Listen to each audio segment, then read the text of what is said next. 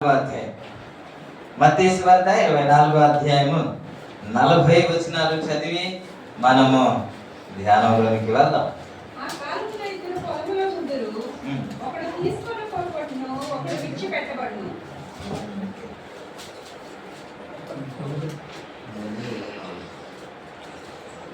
ఇదే మాట అందరు కలిసి ఒకసారి చదువుదామా?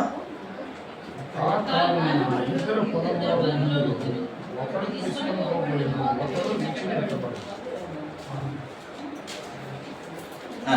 16వ వచనం చదువుదాం ఒకసారి. 18వ వచనం చదువుదాం.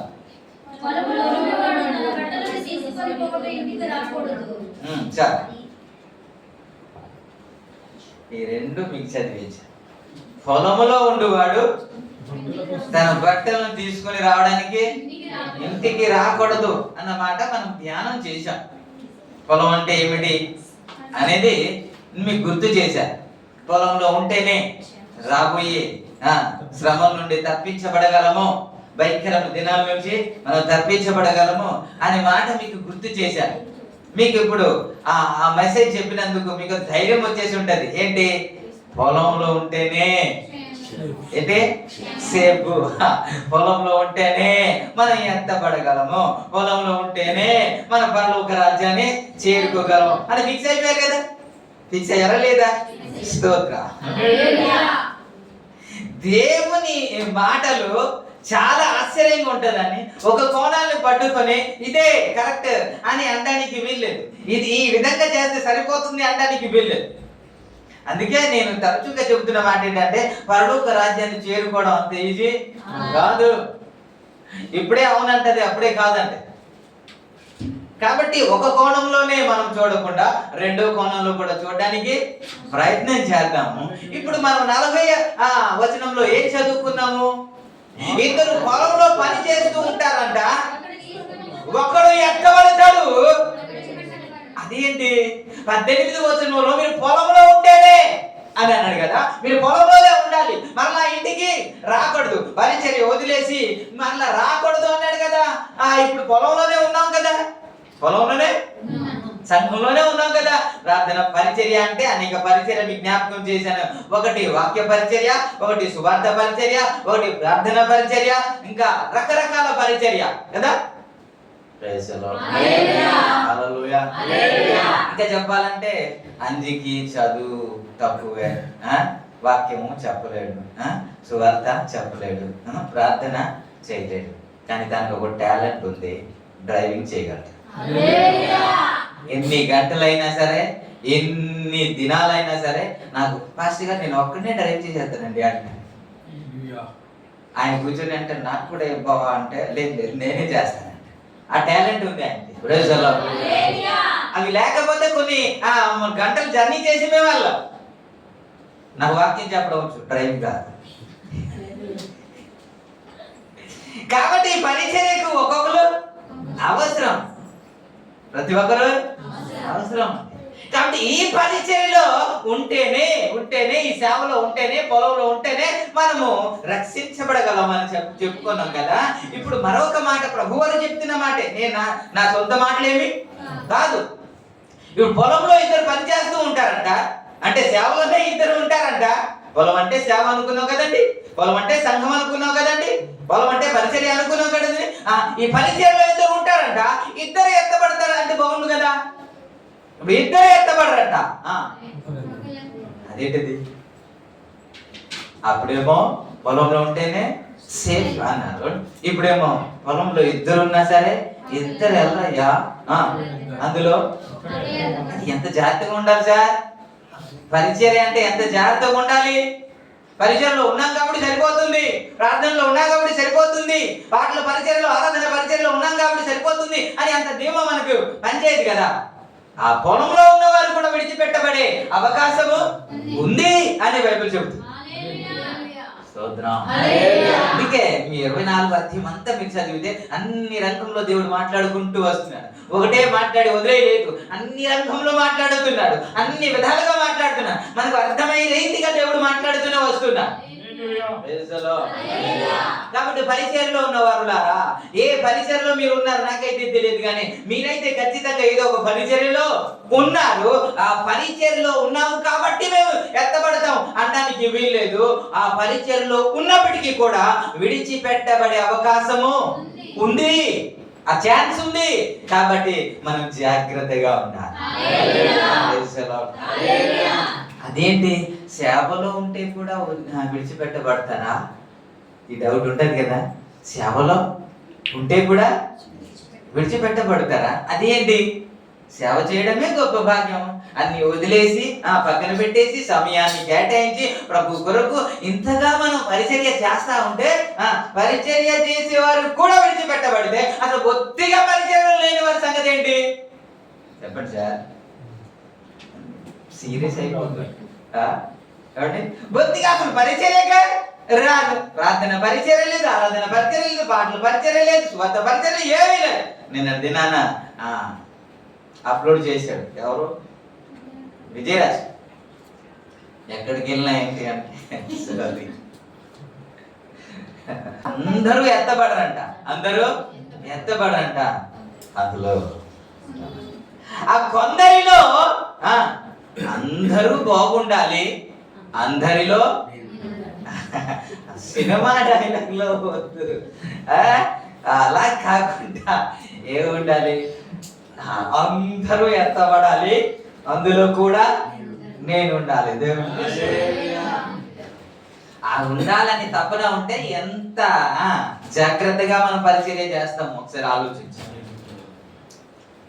ఇవన్నీ తెలిస్తే కదా మన భయంతో పరిచర్య చేయడానికి అవకాశం ఉంటుంది.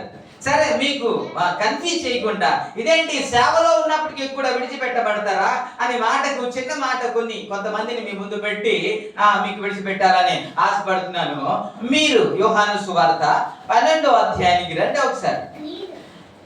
యోహాను సువార్త 12వ అధ్యాయంలో ఒక వ్యక్తి కనబడతాడు. ఆయన యేసుతో పాటు పరిచర్య చేస్తున్నాడండి. ఆయన పరిచర్యలో కొనసాగుతూ ఉన్నాడు. ఆయన యేసుతో పాటు ఉన్నారు. సర్వస్వాన్ని విడిచిపెట్టి పరిచర్యకు వచ్చాడు.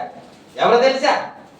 సరే, మీరు తల ఎత్తి చూడండి. నేను చదవమంటే అప్పుడు మీరు చదువుతారు, తీశారు కదా, మీరు చదువుతారు.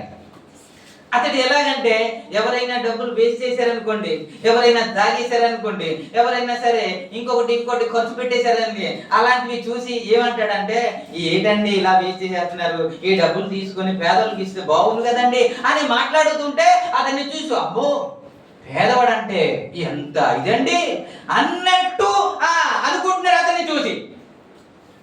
నిజానికి ఆ డబ్బులు వేస్ట్ అవుతుంటే వీడు అన్న మాటను బట్టి వీడు పేదవాడంటే ఇష్టం కాదు అని బైబిల్ చెప్పింది. మీరు చదవండి. మీరు ఇదంతా ఇస్కరియోతు యూదా గురించి మనము వింటూ మొదటి నుంచి చదువుతారు. కాబట్టి యేసు తాము మృతుల నుండి లేపిన లాజరు ఉన్న బేతనియకు పస్కా పండుగకు 6 దినముల ముందుగా వచ్చెను. అక్కడ వారు ఆయనను విందు చేసిరి. మార్త ఉపచారము చేసెను. లాజరు ఆయనతో కూడా భోజనమునకు కూర్చున్న వారిలో అప్పుడు మరియ మిక్కిలి విలువగల అచ్చటి అతను ఒక సేరున్నర ఎత్తు తీసుకుని యేసు పాదములకు పూసి తన తల వెంట్రుకలతో ఆయన పాదములు తుడిచెను. ఇల్లు అత్తరు వాసనతో నిండెను. ఆయన శిష్యులలో ఒకడు అనగా ఆయన అప్పగింపనై ఉన్న ఇస్కరియోతు యూదా. ఈ అత్తరు ఎందుకు 300 దేనారములకు అమ్మి పేదలకు లేదని అనడా లేదా? ఏమన్నాడు? అది వేస్ట్ అయిపోయింది సార్, ఇది అమ్మితే ఎంతో డబ్బులు వస్తుంది కదా, ఆ డబ్బులు పేదలకు ఇస్తే బాగుంది కదండి అని అన్నాడు. ఈ మాట ఎవరైనా వింటే ఏమనుకుంటారు ఆయన గురించి? ఎంత శ్రద్ధ అండి! ఈ రోజులో 10 రూపాయలు కూడా ఎవరికి ఇవ్వలేని పరిస్థితులు చాలా మంది ఉంటే పేదవాడు అంటే ఎంత శ్రద్ధ సార్ అన్నట్టు ఉంది. అని పరిశుద్ధాత్మ దేవుడు కింద వ్రాయించిన మాట ఏమిటి అంటే, వాడు అలాగో చెప్పినది పేదల మీద శ్రద్ధ కలిగి కాదు. వాడు దొంగ ఉండి తన దగ్గర డబ్బు సంచి ఉండినందున అందులో వేయబడిన దొంగలించు వచ్చేది కనుక అలా చెప్పాను అని వీడు చెప్పినానికి దేనికి చెప్పాడంట? అసలు పేదలంటే ఇష్టం ఉండి కాదండి, డబ్బు సంచి ఇంటి దగ్గర ఉందంట.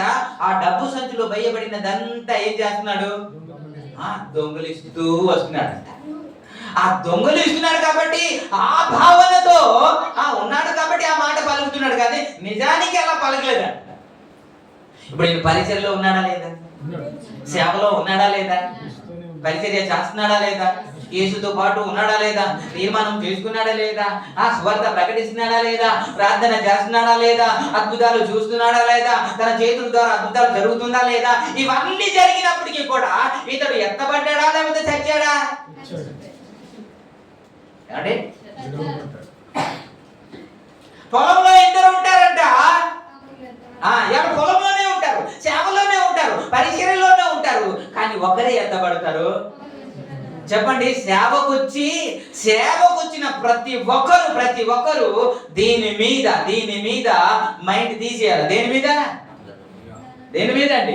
ధనం మీద. మీరు చూడండి 6వ అధ్యాయం, మత్తయి సువార్త 6వ అధ్యాయం మాట్లాడుతూ 19వ వచనం, భూమి మీద మీ కొరకు ధనమును కూర్చుకొనవద్దు, ఇక్కడ చెమటయు తుప్పును తినివేయును, దొంగలు కన్నవేసి దొంగిలేదారు, పరలోకమందు మీ కొరకు ధనమును కూర్చుకొనుడి, అచ్చట చెమటైనను తుప్పైనను దాన్ని తినివేయదు, దొంగలు కన్నము వేసి దొంగిలరు అన్నాడు. దేవునికి స్తోత్రం.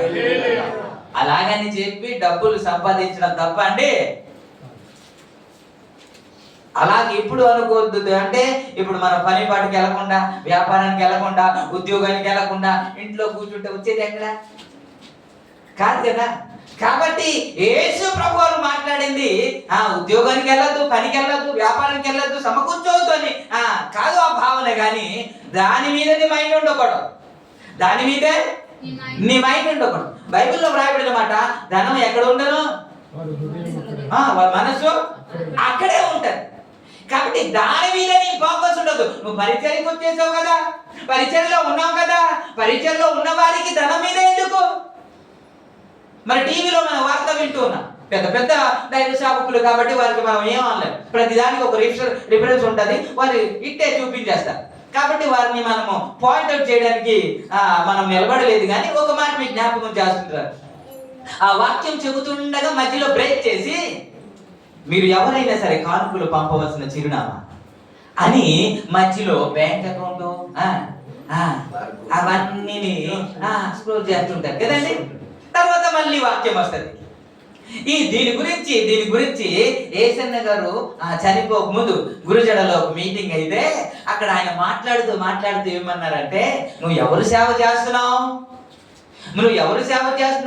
దేవుని సేవ చేస్తున్నావు కదా. దేవుని సేవ చేస్తుంటే దేవుడు నీ అక్కర్లన్నీ తీర్చడండి. నీకు ఏది అక్కర ఉందో నీకు ఆయన చేయడండి. అక్కర ఉన్నది అంతా మనం అడగక మునుపే ఆయనకి తెలుసు అనే కదా మనం పాడతాం. మరి ఆయనకి తెలిసి అయితే ఖచ్చితంగా చేస్తాం కదా. దేవుడు మన ఈ 3వ అధ్యాయంలో మాట్లాడుతూ కొండ మీద ప్రసంగంలో ఆయన మాట్లాడిన మాట, ఏమి తిందుమో, ఏమి ధరించుకుందామో, ఏమి త్రాగుదామో అని దాని గురించి కాదు కదా, చింతించవద్దు కదా, దాని గురించి ఆలోచించవద్దు అనేసాడు కదా. దేవుడే చూసుకుంటాడు అన్నా కదా. మొదట నీతి, మొదట రాజ్యమును వెతకండి అన్నాడు కదా. అవన్నీ తర్వాత మీకు లభించును అన్నాడు కదా. మరి సేవలోనికి వచ్చిన తర్వాత ఇదేంటండి? సేవలోనికి వచ్చేసాడు కానీ ధనము మీద ఉన్న మైండ్ మాత్రము పోలే. ఆయన మాట్లాడుతూ ఏమన్నాడంటే, నిజంగా నువ్వు దేవుని మీద ఆధారపడితే, ఏసన్న గారు మాట్లాడుతూ, నిజంగా నువ్వు దేవుని మీద ఆధారపడితే ఎంత ఇవ్వండి, అంత ఇవ్వండి అని. దీని గురించి నా పరిచయలో మీతో పాటు ఇంతవరకు ప్రయాణం చేసాం. ఎప్పుడైనా సరే డబ్బు గురించి ఎప్పుడు మెసేజ్ ఉండదు. కొన్ని క్రమాలు ఉన్నాయి. దశమ భాగం గురించి, కానుక గురించి చెప్పాలి కాబట్టి అది అప్పుడప్పుడు సందర్భం బట్టి మీతో మాట్లాడతాను. కానీ అదే పనిగా ఇవ్వండి ఇస్తే మీరు దీవించబడతారు. నేను ఎక్కడ ఇప్పుడు వరకు ఎక్కువ మెసేజ్ సందేశం ఉండదు నాకు. దేవునికి మోసే ఒక్క మాట చెప్పాడు, చెప్పాడంట. ఒక్క మాట చెప్పాడు, చిన్న మాట చెప్పాడు. అయ్యా మందిరానికి అవసరం అని చెప్పాడు, మందిరం సేవ గురించి అవసరం అని చెప్పిన తర్వాత నిర్గమకాండం 35వ అధ్యాయంలో 21వ వచనంలో వ్రాయబడిన మాట, ఎవరి హృదయం 21లో ఎవరి హృదయం వారిని ప్రేరేపించునో తర్వాత ఎవరి హృదయం వారిని రేపెనో, ఎవరి మనస్సు వారిని ప్రేరేపించునో వారందరూ వచ్చి ప్రత్యక్ష గుడారములో సేవ నిమిత్తము ప్రతిదీ తీసుకొచ్చేసారంట. దేవునికి స్తోత్రం. స్తోత్రం చెబుతాం, అందరు కలిసి చెబుతాం. ఆయన ప్రేరేపిస్తే ఇవ్వను అన్నవాడు కూడా ఇస్తాడు. ఎప్పుడైనా ఏలియా ప్రార్థన చేశాడండి, అయ్యా కరువు కాలంలో ఉన్నానయ్యా, నేను ఎలా బ్రతకాలయ్యా అని ఎప్పుడైనా ప్రార్థన చేశాడా? ఏలియాని పోషించలేదా దేవుడు? అప్పుడు కాకులు ఎవరైనా సరే చికెన్ మటన్ బిర్యానీ ఏమైనా తీసుకుని వస్తుందండి, కానీ ఉదయం సాయంత్రం రొట్టె మాంసమును తీసుకొని వచ్చింది ఎవరు? కాకులు పొడుచుకొని తీసుకెళ్ళిపోతే కానీ ఇచ్చే రకం కాదు. అంటే దాని అర్థం ఏంటో తెలుసా? ఈడు మాత్రం రూపాయి ఇవ్వడండి, ఆమె మాత్రం రూపాయి ఖర్చు పెట్టదని అని వారి ద్వారా దేవుడు కార్యం చేస్తాడు. ఈ నమ్మకం ఉండాలి కదా పరిచయంలో ఉన్న వారికి. ఈ పరిచయంలో ఉన్నాడు కానీ డబ్బు సంచి తన దగ్గర ఉంది కాబట్టి దొంగలిస్తూ ఉన్నాడు. దాని మీద మైండ్ ఉంది, సేవ మీద లేదు, పరిచర్య మీద లేదు. ఇక్కడ పరిచయంలో ఉన్నాడు, కొనసాగుతున్నాడు కానీ ఎప్పుడు ఏంటి? డబ్బు డబ్బు డబ్బు. దేవునికి స్తోత్రం. హల్లెలూయా. అందుకే దేవుడు నన్ను పోషిస్తే బ్రతుకుతాను, లేకపోతే అలాగే ఉండిపోతాను. కానీ ఇలా పరిచర్య చేయాలని ప్రయత్నం చేస్తాను. దేవుడికి హల్లెలూయా, హల్లెలూయా. అంత మాత్రమే కాకుండా ఇతడు పరిచర్యలో ఉన్నాడు కానీ ఎప్పుడు యేసయ్యని అమ్మేద్దామని చూస్తున్నాడు. ఈయన ఎప్పుడు ఈ అమ్మేద్దామని ప్లాన్ ఎందుకు వచ్చింది? వాళ్ళు డబ్బులు ఇస్తామన్నారు కాబట్టి, ఆ డబ్బు వ్యామోహం బట్టి, డబ్బు ఆశను బట్టి ఎంతవరకు తీసుకెళ్తుంది అని అంటే, ఎవడు పరిచర్య చేస్తున్నాడో ఆయన్ని అమ్మేద్దామని ప్లాన్ చేస్తున్నాడండి ఈయన. చెప్పండి, ఇలాంటి వారు ఎప్పుడైనా ఎత్తబడతారండి? మరి పొలంలో ఉంటే అయిపోద్ది కదా, పొలంలో ఉంటే తప్పించబడతారని కదా మనం నేర్చుకున్నాం. కానీ ఇక్కడ పొలంలో ఇద్దరు ఉంటారు కానీ ఒక్కలే ఎత్తబడతారు, ఒకరు విడువబెడితే భయంకరం అండి. కాబట్టి చెబుతున్నాను, పొలంలో ఉన్న వారికి కూడా గ్యారంటీ లేదు. అందుకే మనం జాగ్రత్తగా ఉంటాం. మేమైతే అమ్మలేదండి అంటారు కదా, మీరు అమ్మేశారా? వేసేయండి. అమ్మారండి? లేదుగా. మనం ఎప్పుడు అమ్మాం సార్? మనం ఎప్పుడు అమ్మలే.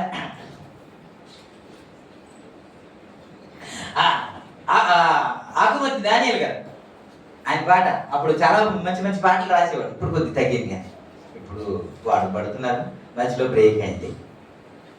ఎప్పుడమ్మి వేసావు యేసయ్యను, ఎక్కడమ్మి వేసావు దేవదేవుని, ఉద్యోగములోనా, దాంపత్యములోనా, ఏకాంతములోనా, దైవ సేవలోనా, యోచించు మానేస్తమా,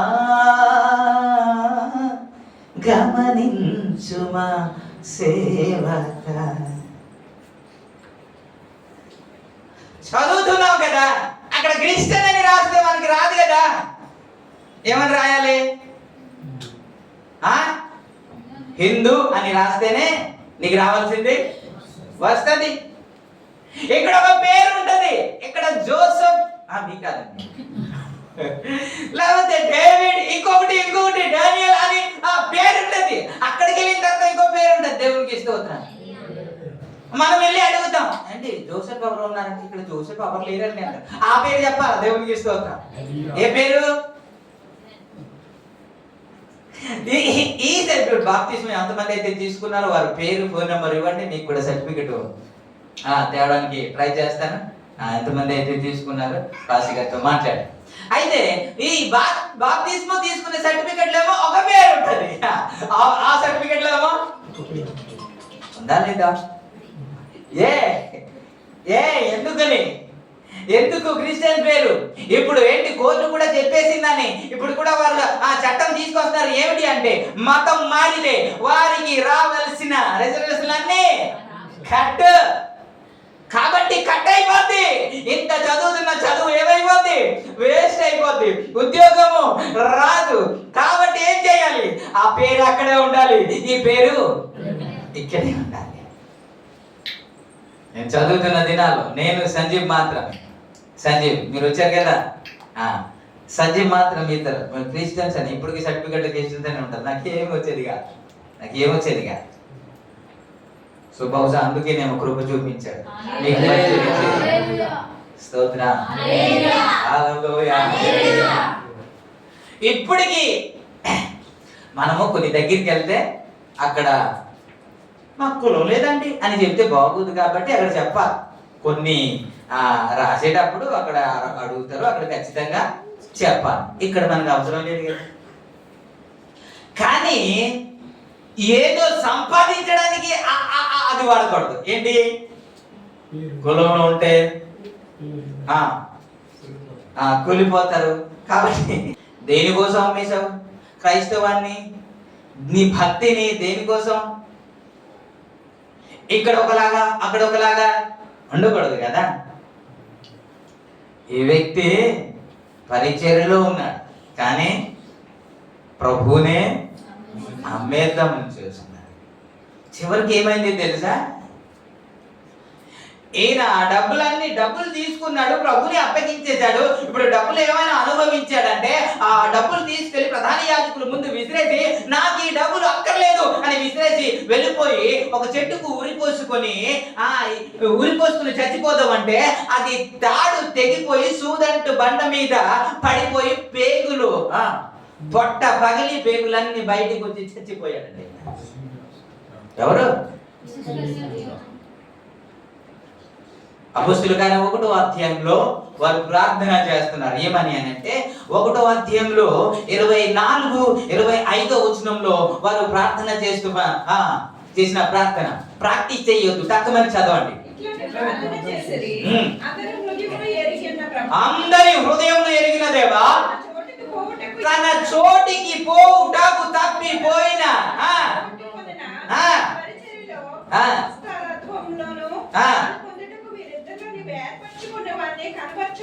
దేవునికి స్తోత్రం. ఇప్పుడు యూదా తన చోటికి వెళ్ళవలసిన ఆ స్థలానికి వెళ్ళాడా? వాళ్ళు ప్రార్థన చేస్తున్నారంటే తన చోటికి పోవుటకు యూదా తప్పిపోయాడండి. పరిచర్యలో ఉండాలి, ఎక్కడికి చేరాలో అక్కడికి చేరాలి. తన గురి ఏంటో, తన గమ్యం ఏంటో మరిచిపోయి సేవలో ఉండి కూడా దేని మీద మైండ్ ఉంది? ఏముందండి? ప్రజల్లో ఎత్తబడతారండి. మనమైతే లేదులే.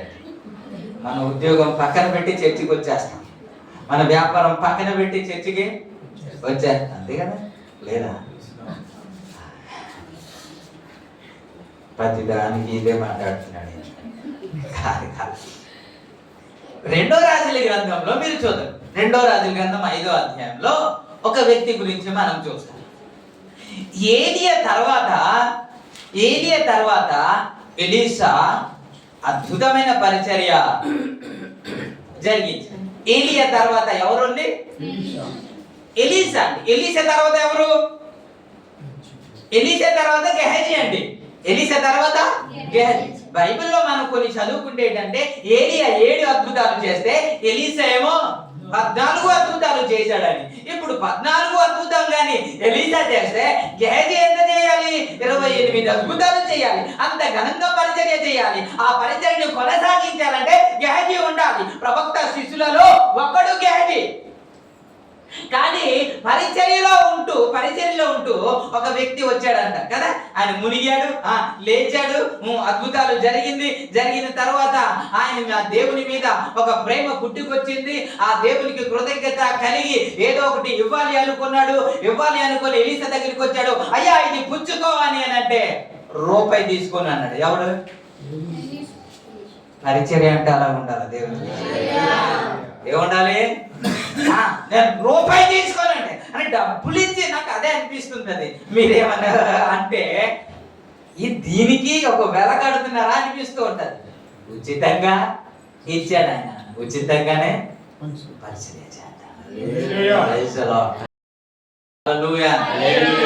పోషించేవాడు మనకున్నాడండి. 40 సంవత్సరాలు 40 లక్షల మందిని ఏ పని పాట లేకుండా పోషించిన దేవుడు అండి మీ దేవుడు. దాని మీద మైండ్ పెట్టి అది సంపాదించడానికి దేవుని సన్నిధిని కూడా పక్కన పెట్టి మనం వెళ్ళిపోతూ ఉంటాం. ఇప్పుడు చెప్పండి, పొలం ఉంటే ఏ సుఖమండి? సేవలో ఉంటే ప్రయోజనం ఏముందండి? మన మైండ్ సెట్ అంతా దేని మీద ఉంది? అంటే మీరు ఎంత సంపాదిస్తే ఇక్కడ నుంచి ఏమైనా చిల్లి గవ్వ పైకి తీసుకెళ్తామంటే లేదు కదా. ఇప్పుడు గుడ్డుక్కమంటే లేదు. స్తోత్ర. ఆయన ఇచ్చిన తర్వాత వద్దనేస్తే వెళ్ళిపోతున్నాడు. ఆయన వెళ్ళిపోతూ ఉంటే గెహజీకి ఒక మైండ్ వచ్చిందండి. అచ్చే మా గురువు గారికి మైండ్ లేదండి, కానుక తెస్తూ వద్దంటాడా అని ప్రమాణం చేసేస్తున్నాడు. యెహోవా జీవముతోడు నేను వెళ్ళి అది తీసుకుంటాను అన్నాడంట. చదవండి 20 వచనం ఒకసారి చదవండి. అంతటా దైవజనుడు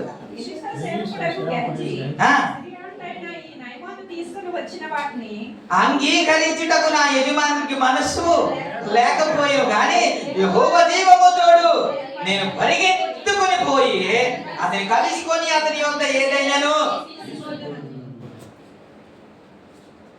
ఎలీసాకి మైండ్ లేదంటండి, ఎలీసాకి బుర్ర లేదంట.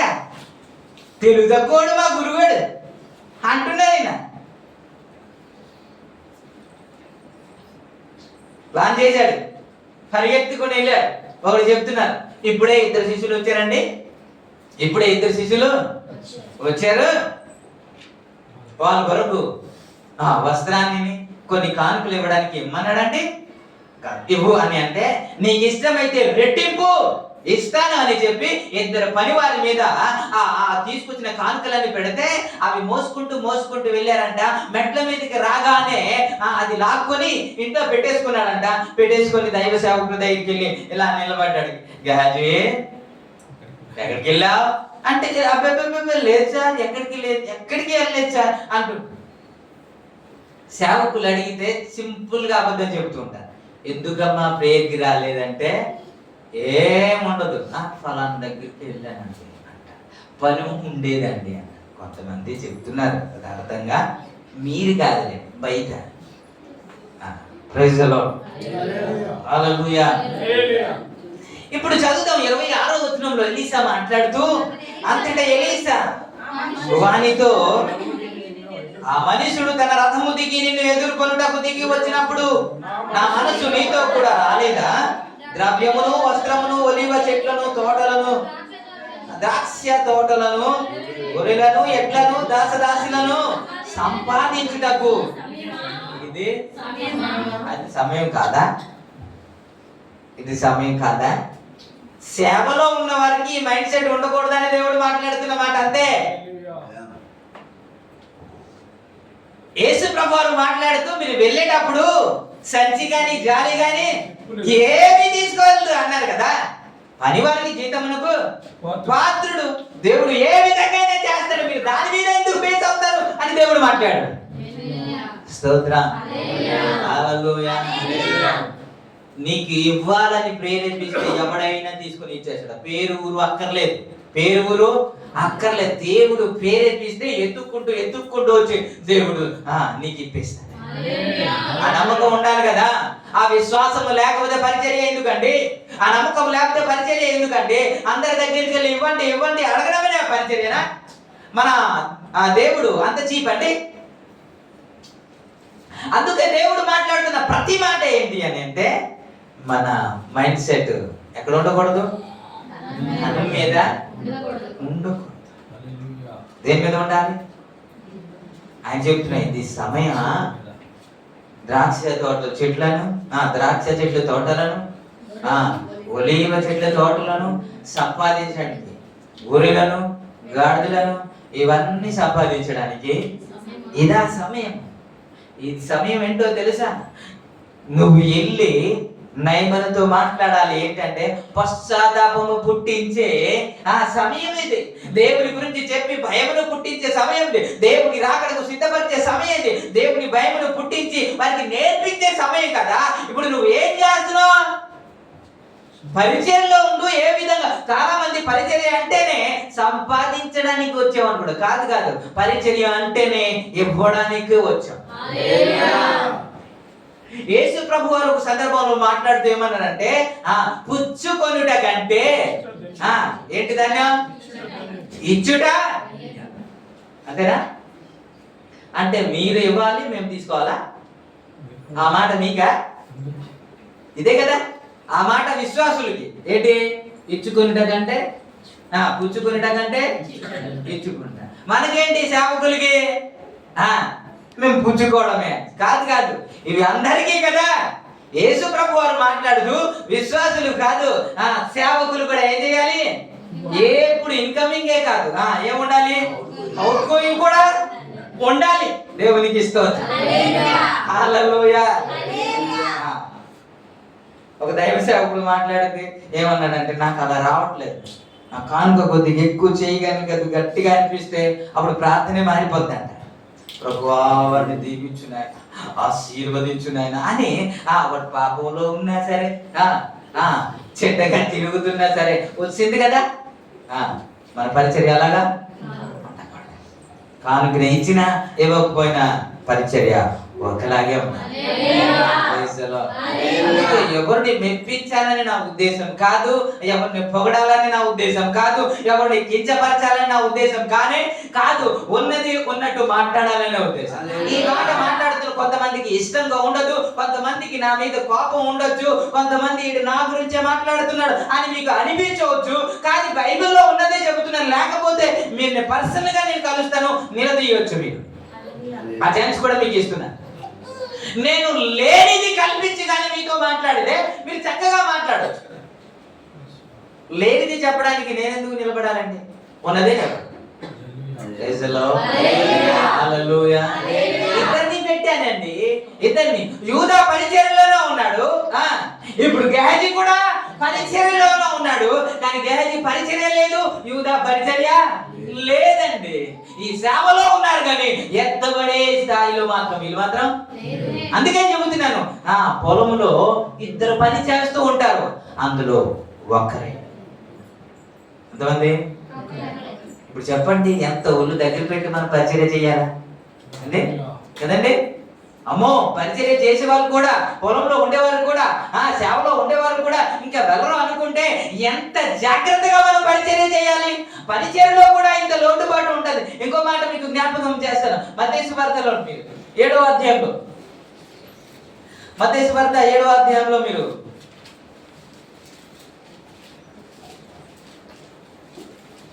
తీసారా? 22వ వచనం.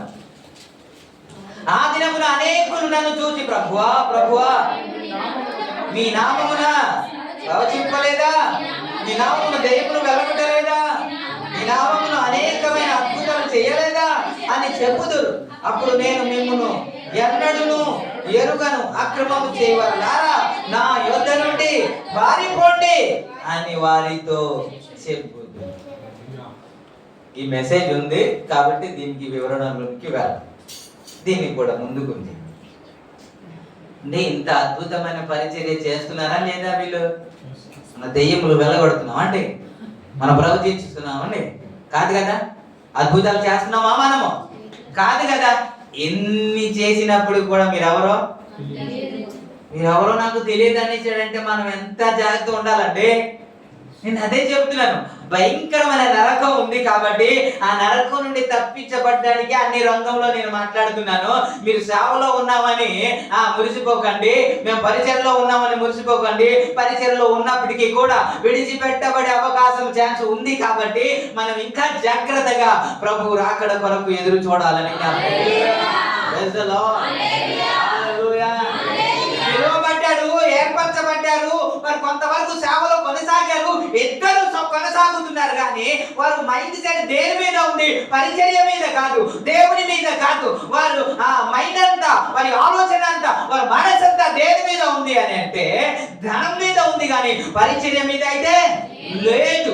మన మనసు ఎక్కడ ఉండాలి? ఆయన మీద ఉండాలి.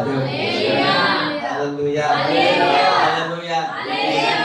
అండి దేవుడు ధనవంతుడుగా ఉండట విరోధి కాదండి. ఇంకో మాట చెప్తాను, అది కూడా మీరు తలగా ఉంటారు కానీ అని చెప్పాడు కదా అండి. తలగా ఉంటాడంటే చిరిగిపోయిన డ్రెస్ వేసుకొని అవండి 100 రూపాయలు చీర కట్టుకొని మీరు భలేటోనండి. మీరు ఫంక్షన్లో చూడాలి, మెడవాస్తూ ఉంటది, ఆ పట్టు చీరలు అవన్నీ రకరకాలు చూడముచ్చటగా ఉంటారు.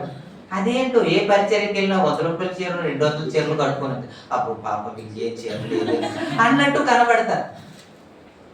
అలా ఉండకండి, మంచి చీర కట్టుకోండి. కాకపోతే నగానట్లా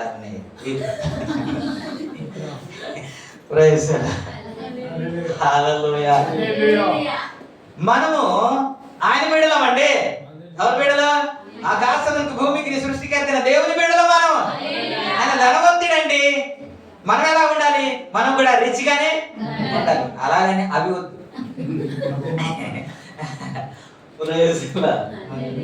కాబట్టి దేవుడు విరుద్ధం కాదు. మనం ధనవంతులుగా ఉండడం ఉండాలని దేవుడు కోరుతున్నాడు. ఉండాలని దేవుడు కోరుతున్నాడు. కానీ నీ మనస్సు అక్కడ ఉండకూడదని, దాని మీద నువ్వు బేసాగకూడదని, ఎప్పుడు ఇంకా అదే అదే అదే అదే అదే అని ప్లాన్ ఉండకూడదు, ఆలోచన ఉండకూడదు అని దేవుడు మాట్లాడుతున్నాడు. అంతే. Praise the lord. హల్లెలూయా. ఆ విధంగా ఉంటే కదా ఎంత పడతా. పరిచర్యలో ఉన్నారు కానీ పరిచర్యలో ఉన్నారు కానీ వీళ్ళ మనసు అంతా ఎక్కడుంది? ఇద్దరు పొలంలో ఉంటారు, ఒకరేమో ఒకరేమో విడువబడిన తర్వాత భయంకరమైన పరిస్థితులు ఉన్నాయండి. ప్రకటన గ్రంథం అంతా చదువుకుంటే విడువబడిన తర్వాత భయంకరమైన పరిస్థితి జరగబోతుంది ఈ భూలోకం. ఈ భూలోకంలో జరిగిన తర్వాత అప్పుడు నరకము, లేకపోతే ఇంకా ఇక్కడే ఇంత కష్టం అనుభవించాలి, ఆ తర్వాత నరకం ఉంది. ఇవన్నీ తప్పించబడాలని దేవుడు ప్రేమతో మాట్లాడుతున్నాడు. కోపగించుకున్నా, నాకు ఎర్రగా చూసినా, మీరు ఏమనుకున్నా, ఏదో విధంగా మీరు ఎత్తబడాలని నా ఆశ. Praise the lord. Hallelujah. Ice cream కొని ఇమ్మంటాడు పిల్లోడు, ఆడికి జలుబు చేసింది. వీడు తింటే ఇంకా జలుబు చేస్తుంది. ఈడే నాకు కావాలంటూ ఉంటాడు. ఇది జలుబు చేస్తుంది అని వద్దురా అంటూ ఉంటాడు. ఆడు మనసులో ఏమనుకుంటాడు? మా నాన్న ఇంత కఠినుడు అనుకుంటాడు. కానీ కఠినుడైతే కాదు, క్షేమాన్ని కోరేవాడు.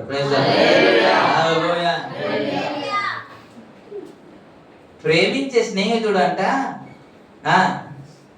దెబ్బలు పడదు. అంటే ప్రేమించే స్నేహితుడు ఏం చేస్తాడు? ప్రేమించే స్నేహితుడు గాయములు చేస్తాడు. ఏం చేస్తాడు? శత్రువు ఏం చేస్తాడు తెలుసా? లెక్కలేని ముద్దు పెడతాడంట. లెక్కలేని అంటే ఈ మాటలు ఎంత తీగా ఉంటుందో. ఇంకొకటి వచ్చాడు, నీ మేలు కోరి ఒక మంచి మాటలు చెప్తాడు, అది నీకు గాయం అనిపిస్తుంది. కానీ ఎందుకు చెబుతున్నాడు అంటే నువ్వు మంచిగా, అంటే నువ్వు మారాలని, నీ ప్రభు కొరకు జీవించాలని, నువ్వు అందులో నుంచి తప్పించబడాలని కోరుతూ చెబుతుంటే ఆడ మాటలు మనకెలాగుంటది అని అంటే వీడు శత్రువులాగా ఉంటుంది. ఆడు కూడా అలాగే చూస్తున్నాడు.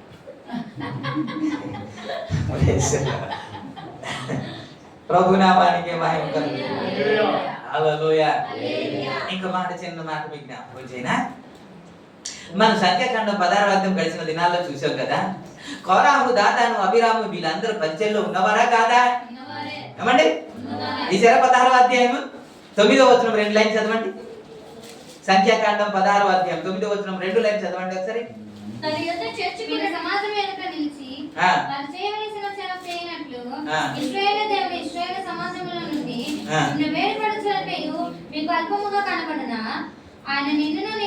నేను చెప్పింది తెలుగులోనా లేకపోతే ఇంగ్లీష్ లోనే చెప్పాను? 16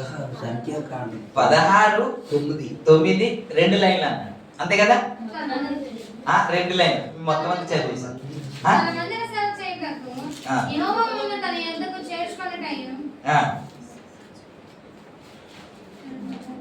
మందిర సేవ చేయుటకు యెహోవా మిమ్మును తన యొద్దకు చేర్చుకొనుట అన్నమాట. ఎవరిని సేవ చేయడానికి? మందిరంలో సేవ చేయడానికి కోరాహు, దాతాను, అభిరామును దేవుడు కోరుకున్నాడంట. ఇప్పుడు పరిచయంలో ఉన్నవారు కదా వీళ్ళు. ఇప్పుడు ఎన్ని రోజులు పరిచయం చేశారు చెప్పండి పోనీ. ఇప్పుడు మీరు ఎన్ని రోజులు, పోనీ ఎన్ని నెలలు చేశారు, పోనీ ఎన్ని సంవత్సరాలు చేశారు, పోనీ అరణ్యంలో ఎన్ని సంవత్సరాలు నడిచారు కావండి? 40 సంవత్సరాలు కదండి. పోనీ అనుకుందాం ఇంకో 10 సంవత్సరాలు ఉంది కానాన్ దేశానికి వెళ్ళడానికి అనుకుంటే ఇంకెన్ని సంవత్సరాలు అవుతుంది? 40 సంవత్సరాల్లో 10 సంవత్సరాలు ఇంకా బాకీ ఉంది.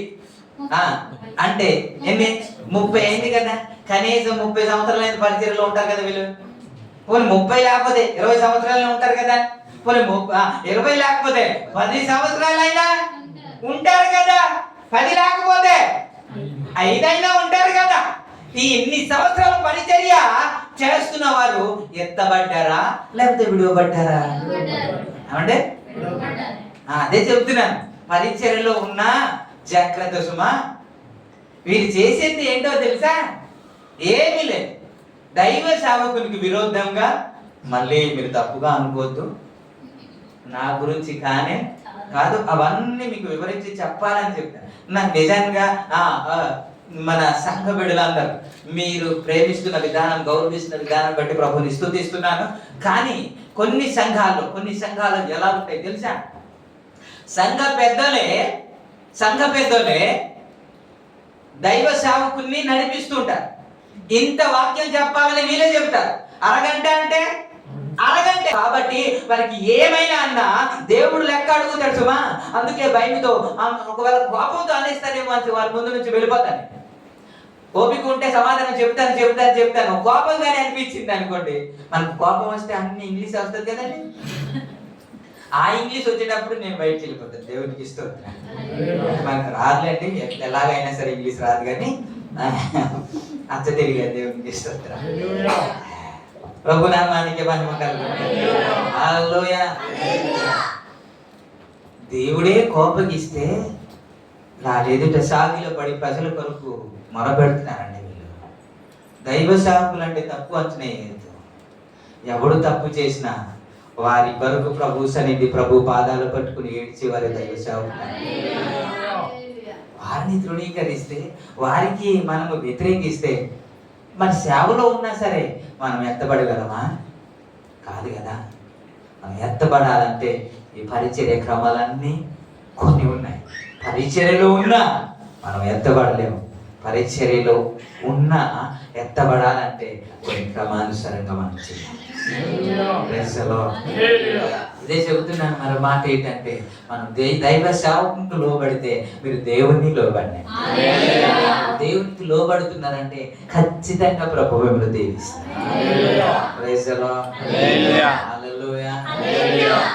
లేవికాండ 10వ అధ్యాయంలో మనం ఒక మాట మనం చూస్తాం. ఏంటంటే, ఒక ఇద్దరు అహరోను కుమారులలో ఇద్దరు వేరొక అగ్ని తీసుకొచ్చారు అన్నమాట చూస్తాం. వేరొక అగ్ని 10వ అధ్యాయం 1వ వచనం లేవికాండ ఒకసారి చెప్తా. అహరోను కుమారులైన నాదాబు, అబీహులు తమ ధూపం తీసుకొని వాటిలో నిప్పులుంచి వాటి మీద ధూపద్రవ్యము వేసి తమకు ఆజ్ఞాపింపని వేరొక అగ్నిని ఆయన సన్నిధికి తేగా యెహోవా సన్నిధి నుండి అగ్ని బయలుదేరి వారిని కాల్చివేసి. వేరొక అగ్ని తెచ్చారంట. దేవుడు చెప్పని అగ్ని తీసుకొచ్చాడంట. తెచ్చినందుకు ఏం జరిగింది? వాళ్ళు సేవ చేస్తున్నారా లేదా? సేవలో ఉన్నారా లేదా? పరిచర్య భాగమే కదా. కానీ దేవుడు ప్రకటించలేనిది చెబుతున్నారు వాళ్ళు. అగ్ని అంటే ఏంటి? నా మాటలు అగ్ని వంటిది అన్నాడు. అంటే దేవుడు చెప్పమన్న మాటలే చెప్పాలి. ఇక్కడ లేని మాటలు మనము చెప్పకూడదు. రాబోయే దినాల్లో పరిచర్య ఎలా జరుగుతుంది అని కూడా మీకు జ్ఞాపకం చేస్తాను ఈ రాకడ సందేశంలోనే. కాబట్టి అన్ని పరిచర్య ఒకేలాంటిది కాదు, అన్ని బోధ ఒకేలాంటిది కాదు. కొన్ని బోధలు వచ్చే ఏమిటి అని అంటే, మీరు రక్షించబడిన తర్వాత ఆ గిఫ్ట్ మీకు ఇచ్చిన తర్వాత దేవుడు మళ్ళీ ఎప్పుడు ఆ గిఫ్ట్ వెనక్కి తీసుకోడు. మీరు తప్పు చేసినా సరే మీరు పరలోక రాజ్యానికి వెళ్ళిపోతారు అని చెబుతున్నారు ఒక ఆయన. పేరు చెప్పను, మంచి ఫెసిలిటీ కదండి. ఏమంటే మనం తప్పు చేసినా చేయకపోయినా డైరెక్ట్ గా బాప్తిస్మం తీసుకుంటే వెళ్ళిపోతాం కదా. ఎంతకంటే గొప్ప భాగ్యం ఇంకోటి లేదు కదా. అయితే మరి ఎందుకు పరిశుద్ధంగా ఉండాలి, ఎందుకు నీతిగా ఉండాలి అని అంటే, అక్కడ చిన్న స్థాయి ఉంటదండి, గిఫ్ట్లు ఉంటాయండి, కిరీటాలు ఉంటాయండి, బహుమానాలు ఉంటాయండి. దాని కొరకు ఇవన్నీ బహుమానం మనకి ఎవరికి కావాలి? తప్పు చేసుకుని హాయి అక్కడ సీట్ తీసుకుంటే బెస్ట్ కదా. ఇష్టకరంగా లోకంలో తిరగొచ్చు కదా. అరే ప్రతిరోజు మొత్తుకొని దేవుని వాక్యాన్ని అరిచి అరిచి అరిచి దేవుని వాక్యాన్ని ప్రకటిస్తున్నా సరే ఇంకా మార్పు లేని పరిస్థితిలో ఉంటే నువ్వు ఎలా చేసినా పర్వాలేదు, నువ్వు పరలోక రాజ్యానికి వెళ్ళిపోతావంటే ఎవడు బాగుపడతాడండి? బాగుపడతాడా? ఎవడైనా మారు మంచి పొందాడని పాపం నుండి బయటకు వస్తాడండి? ఎవరు రాడు కదా. ఇప్పుడు ఇలాంటి బోధలు కూడా వచ్చాయి. వీరు వేరొక అగ్నిని తీసుకొచ్చారంట అండి. వేరొక అగ్నిని తీసుకొచ్చి పరిచర్యలో సాగుతూ ఉంటే దేవుని యొద్ద నుండి ఒక అగ్ని. ఇవన్నీ సాదృశ్యంగా మనకు దేవుడు రాయించాడు. అది మనకు బుద్ధి కలగడానికి, ఇది మనకి బుద్ధి కలగడానికి. నేను చెప్పాను కదా గడిచిన నెక్స్ట్ మీకు చెప్తాను. స్వస్థత కదా, స్వస్థత కావాలా వద్దా? ఖచ్చితంగా స్వస్థత ఉంటేనే. ఇంకోటి తెలుసా, మామూలు వాక్యం ఎంత గట్టిగా వాక్యం చెప్పినా సరే ఆడు పవర్ఫుల్ మ్యాన్ ఆఫ్ గాడ్ అంటారు. ఇలా చేయగానే టచ్ అనగానే పడిపోయాడు. ఇవి కూడా చెప్తాను, ముందుకు చెప్తాను. మైండ్ తీసుకోండి. మీరు ఎంత వాక్యం చెప్పినా, ఎంత మర్మాలు చెప్పినా ఏడికి పెద్ద శక్తి ఏమి. ఆడొచ్చి టచ్ అనగానే పడిపోయి దొర్లుతూ ఉంటే వా ఏంటండి అంటారా లేదా? ఏది గొప్ప పరిచర్య, ఎవరు గొప్ప దైవ సేవకులు, ఏది మనకి కావాలా? నెక్స్ట్ అలా మీకు జ్ఞాపకం చేస్తాను. ఈ రోజుకి ఇంతవరకు చాలు. ప్రభు ఈ మాటలు ఆశీర్వదించారు.